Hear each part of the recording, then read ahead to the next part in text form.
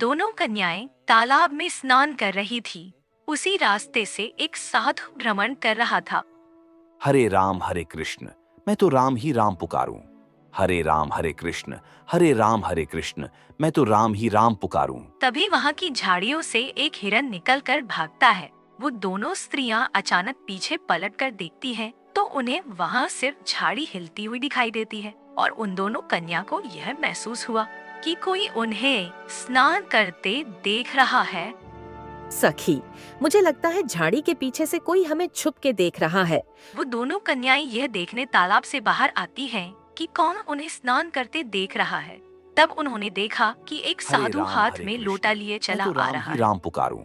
हरे राम हरे कृष्ण, हरे राम हरे कृष्ण, मैं तो राम ही राम पुकारूं।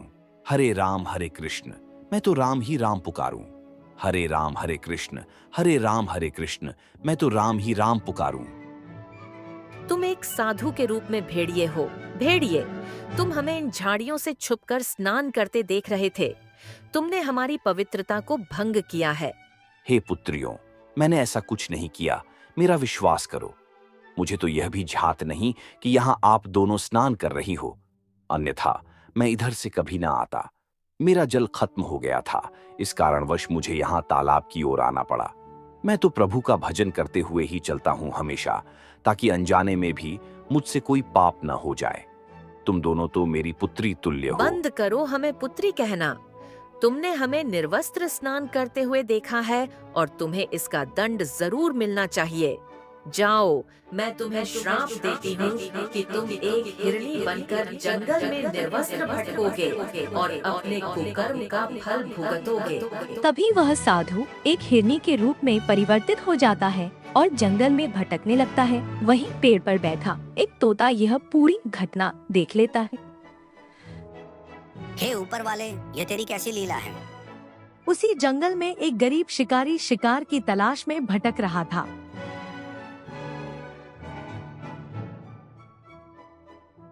हे भगवान, आज मुझे कोई शिकार क्यों नहीं मिल रहा? क्या आज भी मुझे भूखे पेट ही सोना पड़ेगा? चलो जंगल की दूसरी तरफ जाकर देखता हूँ, शायद वहाँ कोई बड़ा शिकार मिल जाए।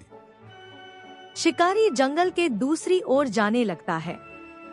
तभी उसे झाड़ियों के हिलने की आवाज आती है। अरे, लगता है वह कोई शिकार है, मुझे उसे पकड़ना होगा। शिकारी उस झाड़ी की तरफ बढ़ता है तो देखता है कि वहाँ पर वही हिरनी तपस्या की मुद्रा में बैठी हुई है। शिकारी उसे देखकर अचंभित हो जाता है। यह शिकार तो मुझे सही मिला है। मुझे देखकर ना ही भाग रही है, ना ही डर रही है, और इसके चेहरे पर एक अलग ही तेज प्रतीत होता है। ऐसा लगता है जैसे यह कोई मायावी जानवर हो। खैर, मुझे इससे क्या, मुझे तो इतनी आसानी से शिकार मिल रहा है, इससे अच्छा भला और क्या हो सकता है मेरे लिए। चलो जल्दी से इसे पकड़कर घर ले चलता हूँ। शिकारी उस हिरनी को पकड़कर घर ले आता है।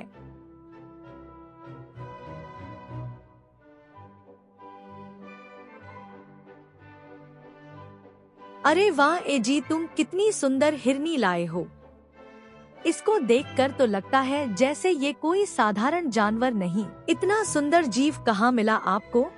हे भाग्यवान, मत पूछो, यह हिरनी तो मुझे इतनी आसानी से मिल गई जैसे पुष्प को सुगंध।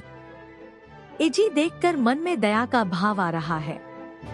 इसे ना खाने का मन हो रहा है ना बेचने का। एजी, यह बहुत मासूम है। तुम ऐसा करो, इसे वहीं छोड़ आओ जहाँ से इसे लाए हो। हाँ, तुमने सही कहा। इस सुंदर जानवर को हम कष्ट नहीं पहुँचाएंगे। मैं अभी इसे जंगल में छोड़कर आता हूँ। शिकारी उसे लेकर जंगल की तरफ चल पड़ता है। कुछ दूर चलने पर उसे एक पेड़ पर एक तोता बैठा दिखता है। निर्दोष की मदद करो, निर्दोष की मदद करो। अरे, यह तोता किस निर्दोष की बात कर रहा है? निर्दोष की मदद करो, निर्दोष की मदद करो। शिकारी तोते के करीब जाने लगता है तो शिकारी को देखकर तोता डर के वहाँ से उड़कर ऊपर की टहनी पर बैठ जाता है।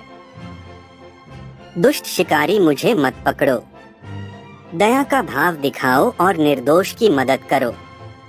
दया का भाव दिखाओ और निर्दोष की मदद करो। तोते, मैं तुम्हें नुकसान नहीं पहुंचाऊंगा।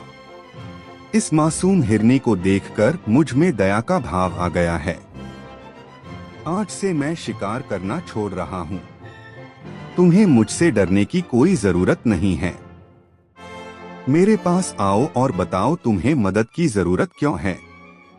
जिस हिरनी को तुम यहाँ छोड़ने आए हो उसकी मदद करो। उस पर एक श्राप है, उसकी मदद करो।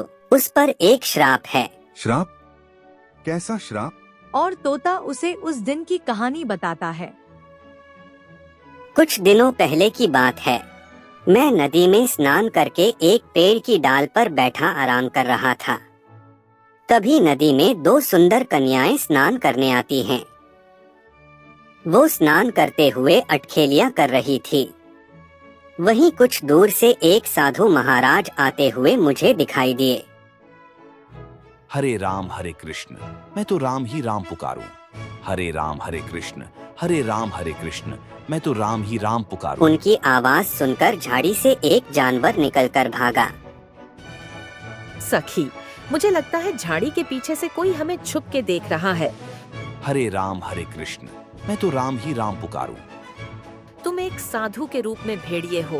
भेड़िए, तुम हमें इन झाड़ियों से छुपकर स्नान करते देख रहे थे। तुमने हमारी पवित्रता को भंग किया है।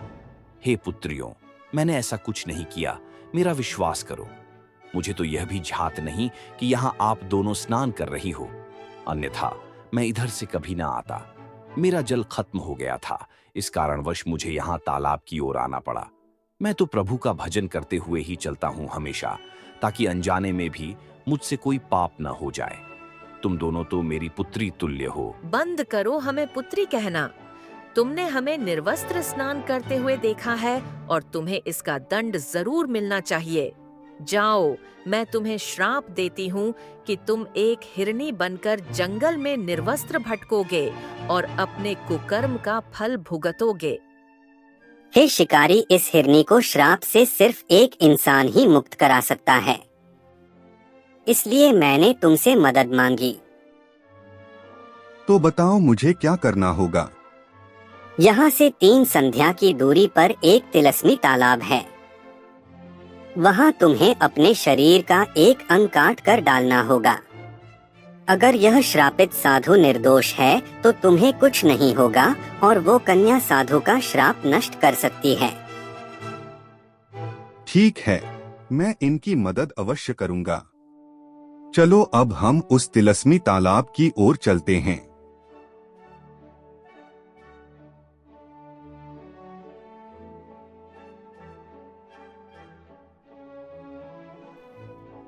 बस बस भाई, यह वही तिलस्मी तालाब है जहाँ इस साधु को तुम्हें मुक्ति दिलवानी होगी।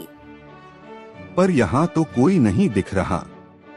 वह कन्या कहाँ है? रुको, मुझे पता है उसे कैसे बुलाना है। परीक्षा की घड़ी आ गई है, तुम्हें आना होगा। कन्या, परीक्षा की घड़ी आ गई है, तुम्हें आना होगा। तभी वो कन्या वहाँ प्रकट हो जाती है। अगर मेरा श्राप मात्र धोखा है तो यह साबित करो। चलो मित्र, अब मेरी कही हर बात सच है तो तुम्हें कुछ नहीं होगा। शिकारी अपने शरीर का एक अंग काटकर उसे तालाब में फेंक देता है।